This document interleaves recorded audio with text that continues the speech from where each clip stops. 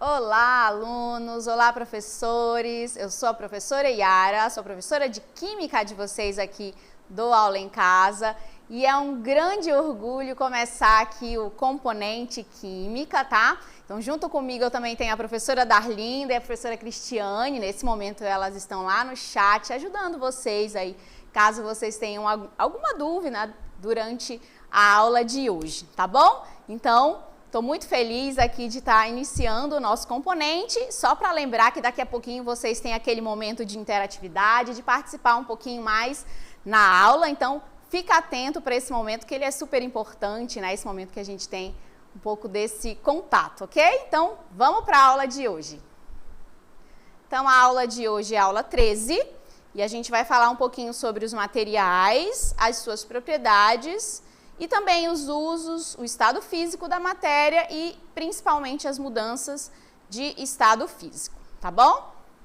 Então vamos iniciar a aula de hoje falando um pouquinho mais aí sobre a matéria, né? Reforçando esse conceito de matéria, tá? Que já é um conceito bem importante e trabalhado, né? Bastante trabalhado aí por vocês durante já bastante tempo, desde o ensino fundamental. Então vamos reforçar um pouquinho aqui o conceito de matéria, né? Então, matéria é tudo aquilo que ocupa um lugar, né? E a gente considera que tem um certo volume, né? E também tem aqui no espaço, que ocupa esse lugar no espaço e apresenta um peso, né? Que é o produto da massa pela gravidade, tá? Então, aqui um conceito bem geral aí que nós temos de matéria e, resumidamente, a gente costuma falar bem rapidinho, né? Que matéria é tudo que tem massa e ocupa lugar no espaço. Já é uma frase bem comum aí para todos nós, tá? Bora falar mais um pouquinho aqui de matéria? Olha só.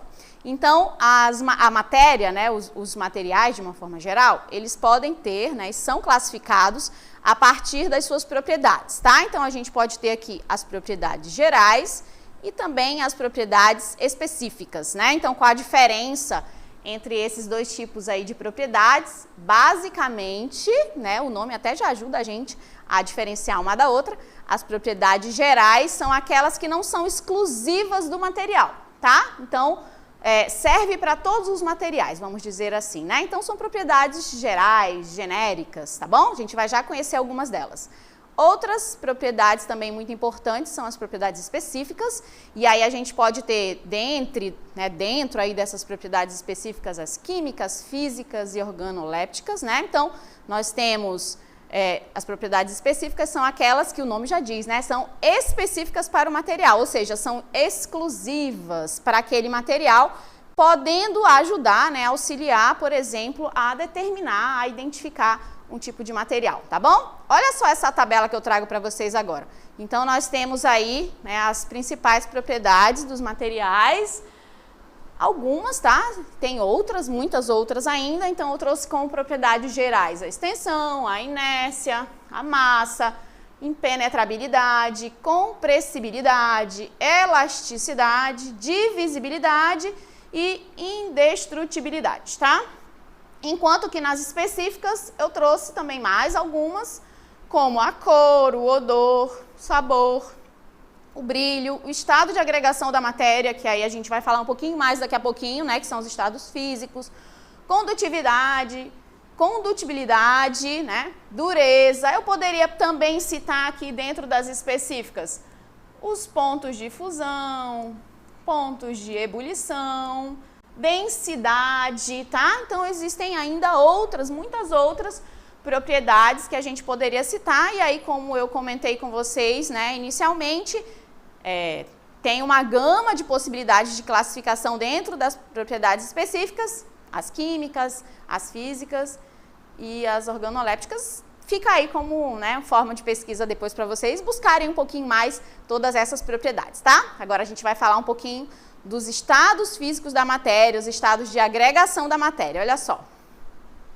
Então, os estados físicos da matéria correspondem às formas pela qual a matéria pode se apresentar na natureza, tá? Então, é a maneira com que essa matéria pode se apresentar na natureza, tá bom, gente? Esses estados são definidos de acordo com pressão, e também a temperatura do ambiente, tá? Então essas são as principais maneiras aí para definir qual estado físico a gente vai observar da matéria, daquele tipo de material na natureza. Além do que as forças que atuam nessas moléculas, tá? Então, dependendo do tipo de força que pode atuar nessa molécula, a gente vai ter um tipo de estado físico da matéria diferenciado, tá?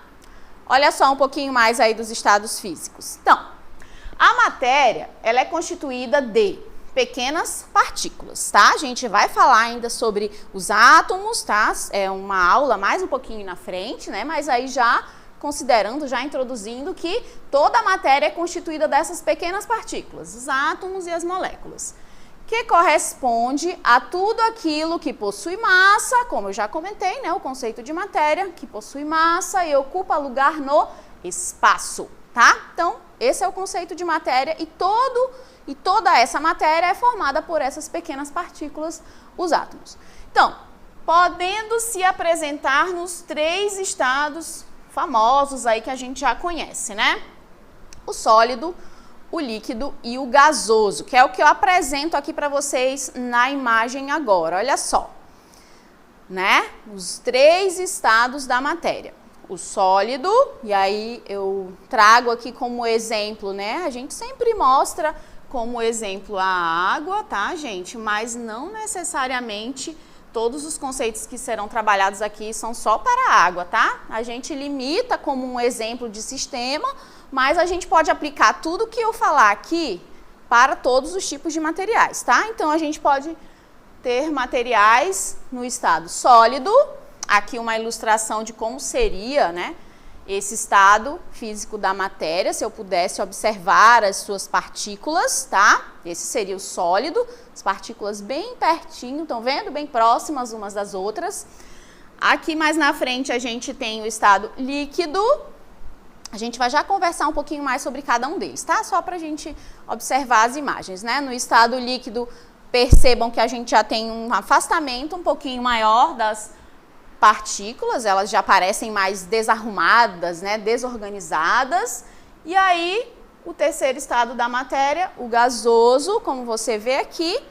Então, a gente já percebe esse afastamento bem maior desse estado físico, né, o gás, tá? Então, nós temos aí os 3 estados físicos da matéria. Vamos avançar, falar um pouquinho agora de cada um deles, tá? Especificamente, começando pelo sólido. Então, no sólido, melhor dizendo, as moléculas que compõem a matéria desse estado físico permanecem fortemente unidas, tá? O estado sólido, a gente pode dizer, né, que as partículas presentes ali se apresentam numa estrutura rígida, tá? Uma estrutura rígida, bem pertinho uma da outra, como a gente viu agora há pouco na imagem.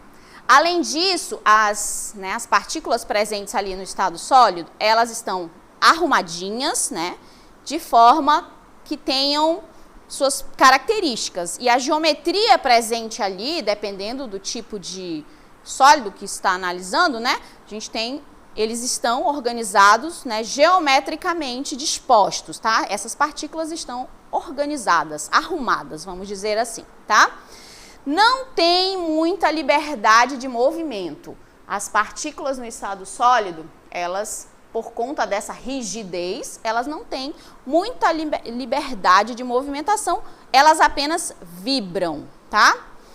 Bom, as forças de atração são muito fortes. Então, as forças que unem essas partículas no estado sólido costumam ser muito fortes, fazendo com que elas permaneçam unidas, né? Como eu acabei de marcar aqui para vocês. São partículas, né? Essas partículas se apresentam sempre fortemente unidas. Bom, além disso, o estado sólido possui forma própria e volume constante, tá? Por exemplo, o tronco de uma árvore ou o gelo. Então, no caso do volume, né? Eu poderia citar a utilização de recipientes diferentes. Se eu pegar cubos de gelo e colocar num copo, ele não vai, né, ter a forma do copo. O cubo de gelo vai continuar, né, sendo aquelas pedrinhas que a gente conhece, tá bom? Então, ele tem o próprio volume, ele tem a própria forma e ele ocupa o volume, né, da sua forma ali em questão. Se eu colocar, por exemplo, os cubos de gelo numa xícara, ele também não vai ocupar o volume da xícara, ele vai continuar com aquela forma, né, do cubo de gelo, tá bom? Bora dar uma olhadinha agora no líquido, olha só. Então, o líquido já é um pouquinho diferente, esse estado físico. A sua estrutura já não é mais tão arrumada, tá? Ela já é desarrumada, vamos dizer assim, né? Porém, ela mantém um certo grau de interação entre as partículas ali presentes, tá bom? As moléculas já apresentam uma menor união e uma maior agitação, tá? Então, por conta desse afastamento um pouquinho maior entre as partículas, já é possível ter uma maior agitação, uma maior energia presente ali, tá? De forma que apresentam forma variável e volume constante. Por exemplo, a água em determinado recipiente. Já no caso do líquido, né, dependendo do recipiente que a gente está colocando aquele líquido, o líquido em questão, né, vai se moldar, vamos dizer assim, ao recipiente. Então, se eu colocar um pouco de água no copo, o líquido vai adquirir aquela forma. Se eu colocar numa xícara, ele também vai adquirir a forma, mas o volume vai permanecer o mesmo, perceberam? Apenas a forma que é variável e o volume é mantido constante, tá bom? Bora finalizar aqui os estados com o gasoso, olha só. Então, dos três, o gasoso é aquele mais desarrumado, vamos dizer assim, né? E as partículas presentes ali têm total liberdade de movimentação. As partículas que formam a matéria apresentam, como eu já comentei, intensa movimentação por conta desse afastamento das partículas, das moléculas, pois as forças de coesão são pouco intensas nesse estado, tá? Então, não tem essa força, ou pelo menos ela é mínima, né, de coesão entre essas partículas. Nesse estado, as substâncias apresentam forma e volume variáveis, tá? Forma e volume variáveis. Para exemplificar, podemos pensar no botijão de gás que a gente usa aí em casa para o preparo do alimento, o qual apresenta o gás comprimido que adquiriu, né, a determinada forma. Então, o gás presente ali adquiriu a forma do botijão em questão, tá bom? Agora a gente já conheceu um pouquinho sobre os estados físicos da matéria, que são 3. Bora entender um pouquinho melhor sobre as mudanças de estado físico, tá? Olha só. Então, os estados físicos da matéria a gente pode ter uma mudança entre eles, tá? E aí a gente já conhece um pouquinho sobre essas mudanças, vamos fazer aí uma revisão, né? Relembrar um pouquinho. São elas: a fusão, a primeira delas aqui, que é a passagem do sólido para o líquido, considerando que aconteceu uma modificação externa, como é o caso do aumento de temperatura, tá? Então, se acontecer um aumento de temperatura, nós temos a fusão, que é a passagem do sólido para o líquido. Na sequência aqui, né, com um pouquinho mais de aumento de temperatura, nós temos a vaporização, tá? E aí eu vou colocar uma informaçãozinha a mais aqui da vaporização, tá? Ela pode acontecer aí de 3 maneiras, tá bom? Vou colocar aqui no cantinho. Ela pode ser do tipo evaporação. Deixa eu ver se vai dar aqui. Deu, né? Evaporação. Ela pode ser do tipo ebulição. Ebulição. E ela pode ser do tipo calefação. Tá? Calefação. A diferença entre elas, professora, todas as 3 são vaporizações, tá? A diferença é que é a velocidade com que essa vaporização acontece. Então, no caso da evaporação, que é a primeira que eu coloquei ali, né? A evaporação acontece de forma lenta, tá? Demora um pouquinho para que esse líquido se transforme em gás, como é o caso da roupa no varal, tá? A roupa secando no varal. A ebulição já é um pouquinho mais rápida, a gente já consegue observar a formação de bolhas exemplo maior aí que a gente tem é da água fervendo. E calefação é aquela vaporização bem rápida, tá? Por exemplo, a chapa tá lá super quente, cai uma gota de água, parece que vaporiza instantaneamente. Nesse caso, a gente chama de calefação, tá? Bora voltar aqui para a imagem, aí eu tenho agora o processo inverso, tá bom? Começando aqui com a liquefação, que é a passagem do gás para o líquido, também chamada de condensação. O exemplo de condensação é a tampa da panela. A panela está lá quente, né? E a tampa da panela é retirada, aquelas gotículas de água presentes ali é o processo de condensação. É quando o gás passou para o líquido por conta da diminuição de temperatura, tá, gente? E aí nós temos também a solidificação, que é a passagem do líquido para o sólido, também por conta da diminuição da temperatura. Exemplo, pega um pouco de água, coloca no freezer para congelar, né? A gente chama congelar. Na verdade, é solidificar, tá? Para finalizar aqui as transformações, nós temos a sublimação, que é a passagem do sólido para o gás ou do gás para o sólido, tá? Sem passar pelo líquido. E o principal exemplo que a gente costuma dar é o da naftalina, tá? Que é aquele sólido branco que, né, a gente coloca lá no guarda-roupa e tal para afastar as traças, tá? Pra gente finalizar a aula de hoje, eu trouxe aqui o ciclo da água, só para que vocês observem que também está presente aqui, né? As transformações também estão presentes aqui no ciclo da água. Então, nós temos o ciclo da água, gente, ele é bem grande, ele tem várias transformações, sendo elas físicas ou químicas também, tá? Mas aqui eu vou mostrar para vocês apenas as transformações que a gente acabou de comentar. Então, nós temos a evaporação, estão vendo aí, né? Então, a água dos rios, mares e lagos, por conta da incidência da luz solar, tá? Evapora, né? Transforma de líquido para gás. E aí, também temos aqui a condensação, estão vendo? Então, quando esse gás evaporou, esse gás costuma ir para altas altitudes ali na atmosfera. E aí, quando chega lá em cima, em determinadas altitudes, esse gás se transforma novamente em líquido, nas gotículas de água, que a gente conhece como nuvem, tá? Então, a nuvem já passou ali pelo processo de condensação. Tá bom, gente? Então, por aqui a gente finaliza esse primeiro momento da aula. Agora vamos para a dinâmica local interativa.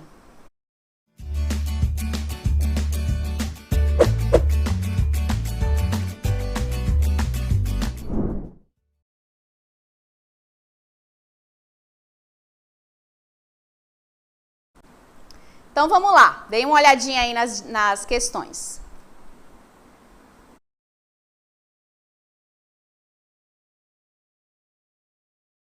Depois, daqui a pouquinho a gente retorna para a correção.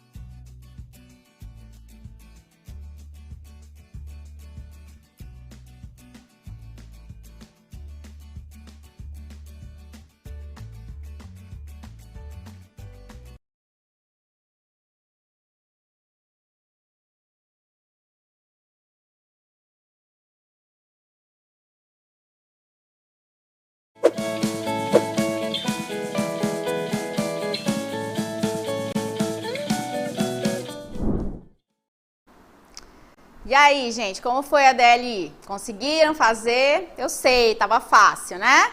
Então, bora dar uma olhadinha aí nas respostas de vocês, tá bom? Bora ver. O que a gente tem aí? O Vitor falou que é a letra E e letra B. O Calisson falou que é a letra E, né? Não informou aí a questão. Quem mais? Tem mais Vitor.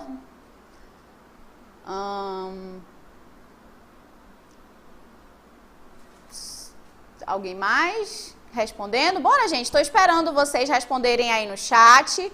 Eu sei que tá cedo, né? Mas esse é o horário do primeiro ano, tá? Então, a gente tem também o Adriel falando que a primeira questão é a letra E, a segunda questão é a letra B.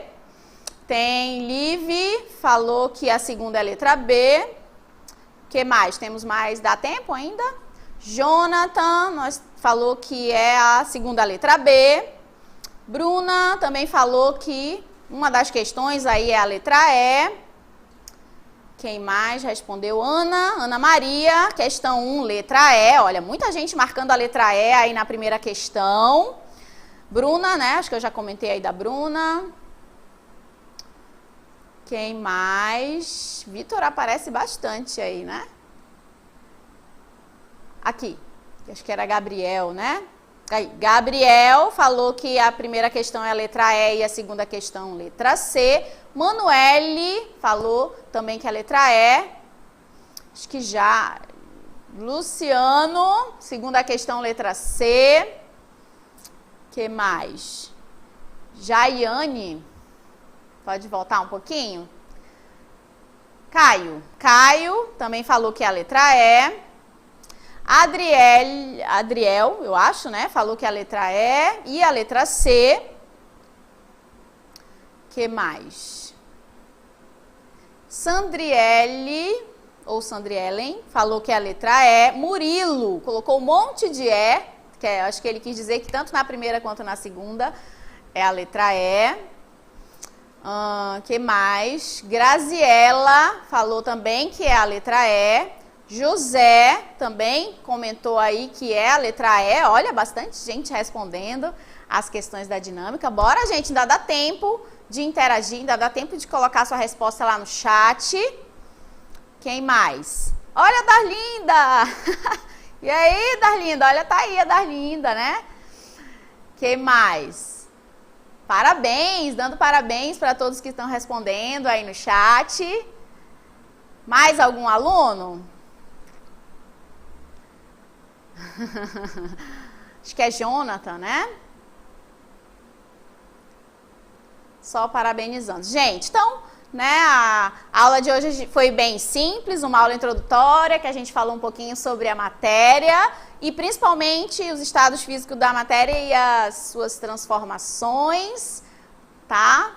Então, bora para a correção, diretora?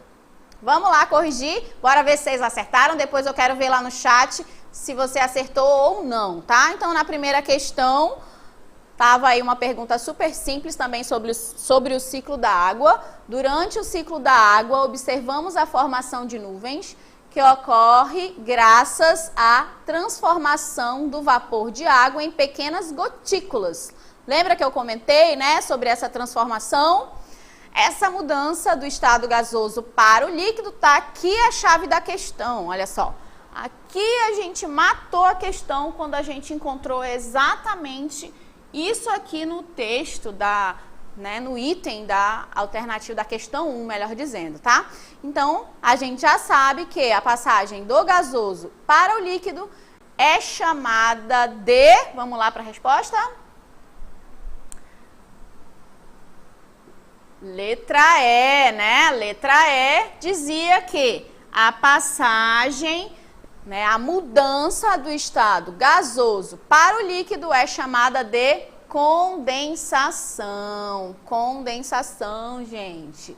Tá? Também chamada de liquefação. Até coloquei lá no esqueminha, né, de mudança de estado físico, eu coloquei liquefação, mas a gente também costuma chamar de condensação. Eu vi que muita gente acertou essa questão 1. Parabéns, tá? Vamos lá para segunda. Opa, acho que eu errei, né, aqui na mudança. Pode colocar a segunda questão. Então, na segunda questão, olha, a formação de nuvens obedece também o ciclo da água, onde primeiro ocorre a passagem do líquido para o gasoso e em seguida a precipitação de gotículas de água.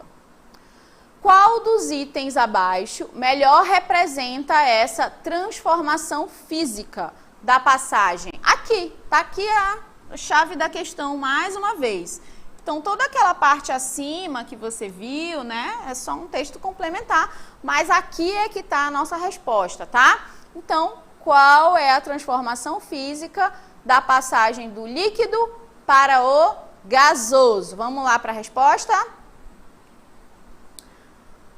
Letra B, né? Alternativa B, evaporação. Evaporação é a passagem do líquido para o gasoso de forma lenta. É o nome dado à passagem do líquido para o gasoso de forma lenta, tá bom? Parabéns a todos que responderam de forma correta. Quem não acertou nesse primeiro momento, muita calma, a gente ainda tem muita aula de química aí pela frente, tá?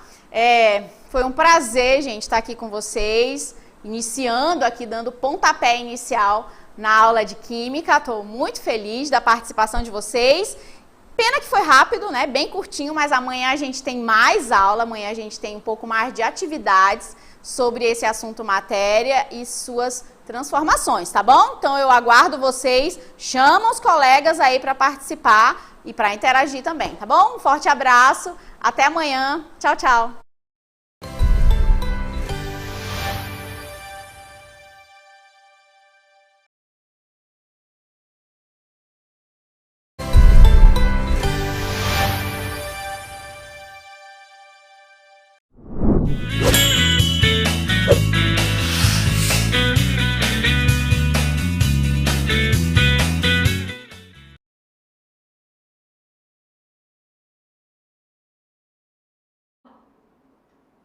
Olá pessoal, sejam bem-vindos à nossa aula de Física. Meu nome é William Costa e hoje nós vamos aprender um pouquinho sobre Física do primeiro ano. Bom, o nosso assunto de hoje engloba os movimentos. Nós vamos fazer a partir de hoje um estudo sobre o movimento. Mas antes disso, cabe aqui a gente colocar para vocês o que significa Física. O que a Física estuda? A Física, ela é o estudo da natureza, tá certo? Então, a partir de hoje, nós vamos estudar os fenômenos da natureza. Bom, que fenômenos são esses? Nós vamos nos concentrar aqui, no primeiro ano do ensino médio, nos fenômenos ligados ao movimento. Nós vamos estudar o movimento. A parte da física que estuda o movimento, nós chamamos de mecânica. A mecânica, que é a parte que estuda o movimento, ela é dividida em 3 outras partes, que é a cinemática, a dinâmica e a estática. Nós vamos começar a estudar a partir de hoje a cinemática.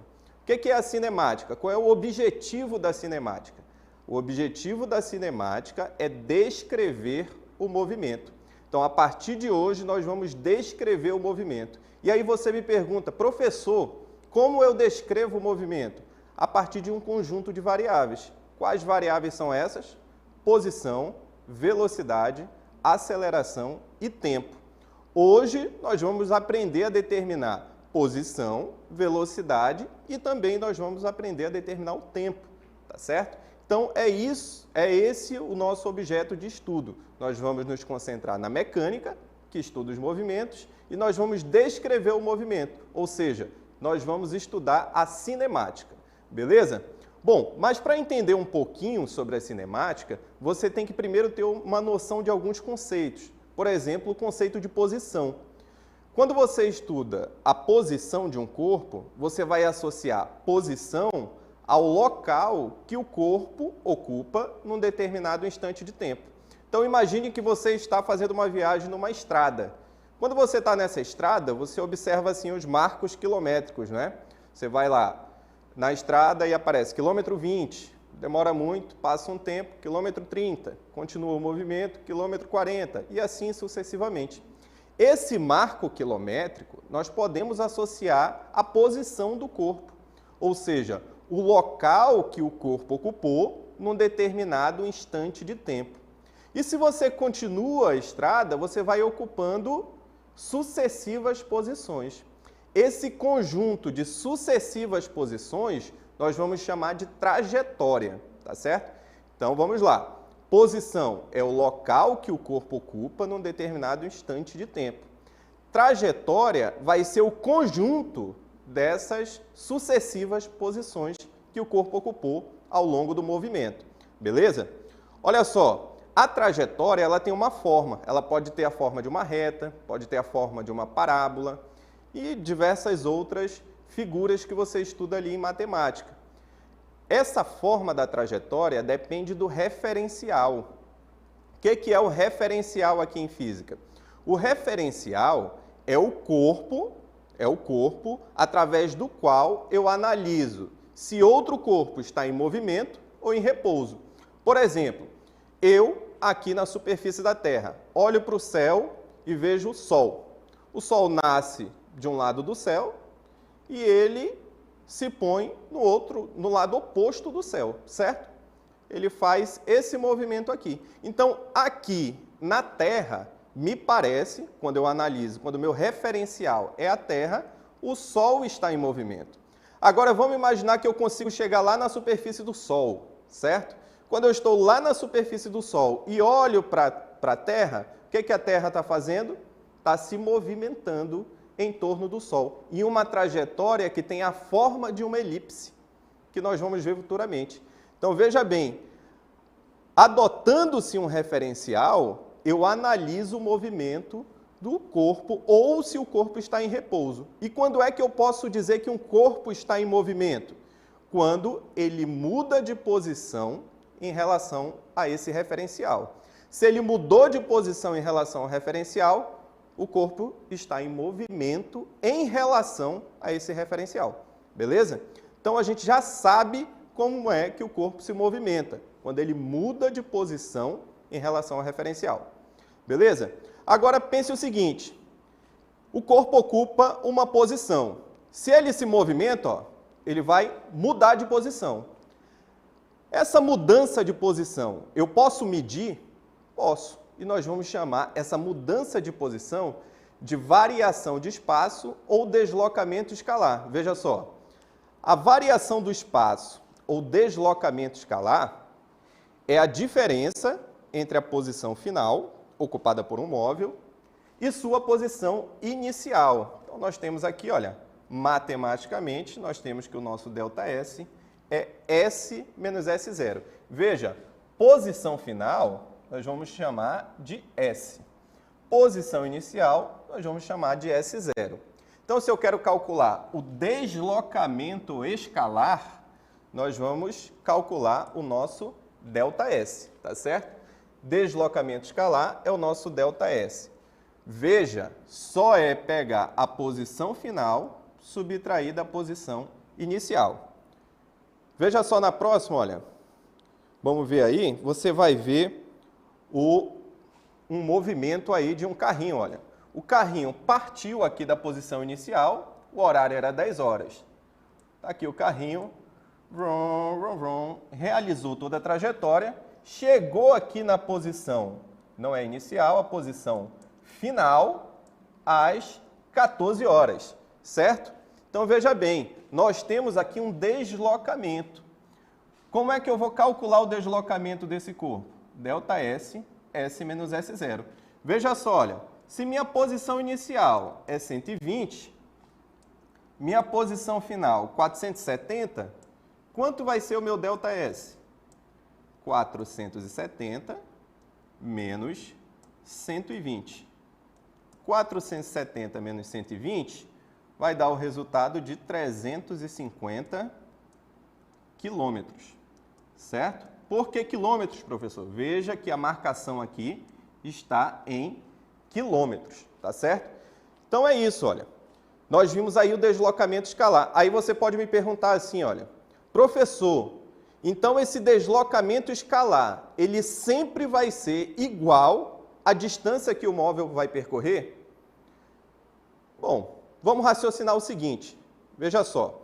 Imagine que você vai fazer uma viagem, você saia daqui de Manaus, entra lá num avião, dá uma volta na Terra, uma volta completa na Terra e volta aqui para Manaus. Se Manaus fica, vamos supor assim, no quilômetro 2, nessa volta, e ele sai do quilômetro 2, posição inicial, 2. Ele volta para o quilômetro 2, posição final, 2. 2 menos 2, 0. Então, o deslocamento aí vai ser 0. Mas a distância que esse avião percorreu dando a volta na Terra é igual a 0? Não. É diferente de 0, não é? Vai ser 2π vezes o raio da Terra, como você sabe, que é o comprimento de uma circunferência. Então, veja bem, nós temos uma diferença aí entre deslocamento e a distância percorrida. Mas as duas podem ser iguais? Podem ser iguais. Quando eu tenho uma trajetória que tem a forma de uma reta, tá certo? Nesse caso, o deslocamento vai ser igualzinho à distância percorrida. Se a trajetória for uma reta, deslocamento igual distância percorrida. Beleza? Então, aí nós temos essa curiosidade sobre o nosso deslocamento escalar. Bom, depois de estudar o deslocamento escalar, nós temos aí também a variação de tempo, não é? Para saber a variação de tempo, o tempo que o móvel realiza uma determinada trajetória, nós utilizamos o ΔT. Ou seja, o ΔT vai ser tempo final menos o tempo inicial. Veja só, variação de tempo é a diferença entre um instante de tempo final. Instante de tempo final nós vamos chamar da letra T, tá certo? E o instante de tempo inicial. Tempo inicial nós vamos chamar de T0. Matematicamente, o nosso ΔT é tempo final menos o tempo inicial. Vamos ver um exemplo? Veja só, olha. Na figura, a variação do tempo é... Vamos ver quanto é a variação do tempo. Ele pediu, olha, variação do tempo. Variação do tempo, nós sabemos que é ΔT, tempo final menos tempo inicial, certo? É isso que ele quer saber. Veja que é o mesmo exemplo, olha. Ele partiu às 10 horas e ele chegou às 14 horas. Se ele partiu às 10 horas é o nosso tempo inicial. Tempo inicial, 10 horas. E o nosso tempo final é 14 horas. Vamos substituir ali, olha. ΔT é tempo final menos o tempo inicial. Então, 14, que é o tempo final, menos 10. 14 menos 10, fez na calculadora e deu 4 horas, certo? Então, tá aí, olha. Nesse movimento aí, nós temos que o móvel percorreu 350 quilômetros em 4 horas, beleza? Vamos ver mais um exemplo. Mais um exemplo. Exemplo 2. Tomando como base a figura abaixo, calcule a variação da posição e a variação do tempo. Olha só, a posição aqui ela está marcada, ó, posição em metros. E o nosso tempo está marcado em segundos. Então vamos lá, olha, a posição inicial aqui vai ser 3 metros. E a posição final, 6 metros. Se eu quiser calcular a variação de espaço, variação de posição, eu vou fazer 6 menos 3. E 6 menos 3 é 3 metros, tá certo? E o nosso ΔT é o tempo final, que é 3, menos o tempo inicial, que é 2. 3 menos 2, fez na calculadora e deu 1 segundo, certo? Então, nós temos aí, nesse movimento, que o móvel percorre 3 metros em 1 segundo, beleza? Vamos lá. Vamos ver aí a resolução. Tá aí, olha, 3 metros em 1 segundo. E isso é importante para introduzir um conceito. Nós estamos aí determinando, olha, que o espaço, como o espaço variou com o tempo. Eu estou dizendo que o móvel percorreu 3 metros em 1 segundo. Quando eu calculo, quando eu determino isso, eu estou calculando a velocidade média, tá certo? A velocidade média é uma taxa de variação do espaço. O que é uma taxa de variação de espaço? É como o espaço está variando conforme o tempo passa. Veja só como eu calculo a velocidade média. Velocidade média é a relação, ou seja, é uma divisão, não é? Entre o deslocamento escalar e o correspondente intervalo de tempo que nós chamamos de ΔT. Então, velocidade média é ΔS sobre ΔT. Olha só, unidades no Sistema Internacional de Unidades, tá certo? No Sistema Internacional de Unidades, a velocidade está em metros por segundo, o deslocamento vai estar em metros e o tempo vai estar em segundos, tá certo? E o tempo vai estar em segundos. Bom, somente, olha, no movimento uniforme, que é o nosso próximo assunto, a velocidade de um corpo a qualquer instante é igual à sua velocidade média. Então, tá aí, nós já sabemos como determinar a nossa velocidade média. Veja que nas unidades, no Sistema Internacional de Unidades, nós medimos a velocidade média em metros por segundo, certo? Mas, usualmente, os movimentos são medidos em quilômetros por hora. Em quilômetros por hora. E existe uma relação aí entre metros por segundo e quilômetros por hora. Veja só. Quando eu quero transformar metros por segundo em quilômetros por hora, eu faço o seguinte. Olha só, metros por segundo, quilômetros por hora. Eu multiplico por 3,6. Multiplico o quê, professor? Você fez uma conta. Deu o resultado lá em metros por segundo, mas as respostas estão todas em quilômetros por hora. O que eu tenho que fazer? Multiplicar por 3,6. Agora, se eu quero voltar para metros por segundo, eu divido por 3,6, conforme você está vendo aí. Beleza? Então, é assim que você determina a conversão entre as unidades. Veja bem, nós podemos classificar o movimento quanto à velocidade. Por quê? Porque a velocidade pode ser positiva ou negativa. Como assim, professor, velocidade negativa? É o que nós vamos ver agora com os tipos de movimento. O movimento, ele pode ser progressivo, que acontece quando a velocidade é positiva. E aí nós vamos chamar o movimento de progressivo. Olha, progressivo, velocidade positiva, tá certo? Progressivo, velocidade positiva. Significa que o móvel se desloca a favor da orientação da trajetória. Ou seja, a favor significa que o espaço dele, olha, está aumentando, tá certo? Como o espaço está aumentando, quando eu calcular o ΔS, esse ΔS vai ser positivo. Se o ΔS é positivo, então a nossa velocidade também é positiva, tá certo? Então isso é um movimento progressivo. O movimento também pode ser retrógrado. Retrógrado é quando a velocidade é negativa, ou seja, o móvel está se deslocando contra a trajetória. Contra a trajetória, o espaço está diminuindo. Se o espaço está diminuindo, o nosso ΔS, quando for calcular, ele vai dar negativo. Logo, quando eu calcular a velocidade média, ela também vai dar negativa, tá certo? Então, o movimento pode ser progressivo ou retrógrado. Bom, nós temos aí também a velocidade instantânea. Velocidade instantânea é aquela determinada no exato instante de tempo. É aquela que aparece no velocímetro de um carro. Vamos resolver um exemplo de velocidade média?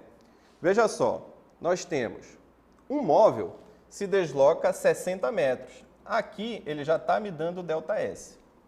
Em um intervalo de 6 segundos. 6 segundos ele já está me dando ΔT. Calcule a velocidade média. Olha só, velocidade média, a gente sabe que é ΔS sobre ΔT. Bom, veja bem, o nosso ΔS, 60 metros. O nosso ΔT, 6 segundos. 60 dividido por 6 vai dar 10. Olha, veja que eu usei metro e veja que eu usei segundos. Então, vai dar 10 metros por segundo. Então, tá aí, gente. Veja bem, tá aí. Esse é o nosso resultado do exemplo. Isso era o que nós tínhamos para apresentar para vocês, tá certo? Nosso exemplo mostrou aí como calcula a velocidade média. Esse é o filé de hoje, tá certo? É você calcular a velocidade média. Velocidade média, ΔS sobre ΔT. ΔS, 60, ΔT foi 6, o resultado foi 10 metros por segundo. O que significa isso, professor? Significa que a cada 1 segundo o móvel percorre 10 metros. Se ele continuar sempre com essa velocidade, depois de 6 segundos ele vai alcançar 60 metros, tá certo? Então era isso que nós tínhamos para apresentar hoje para vocês e vamos agora para a nossa dinâmica local interativa.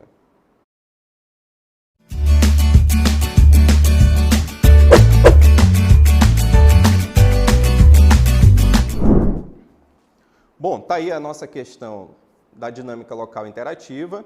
Nós temos uma tabelinha que relaciona o espaço, aí o espaço está denotado pela letra X nessa questão, tá? E o tempo. Você observa bem essa tabelinha. Aí depois ele diz assim, olha, conforme as respostas obtidas, pode-se afirmar que a sequência correta está em. Olha só, aí ele está elencando a velocidade média de 0 a 10 segundos e depois a velocidade média de 10 a 20 segundos, tá certo? Então você vai calcular essas duas velocidades médias e depois vai marcar a alternativa correta e colocar lá no chat para a gente verificar que vocês fizeram tudo certinho, beleza? Estou aguardando aí a resposta no chat, hein?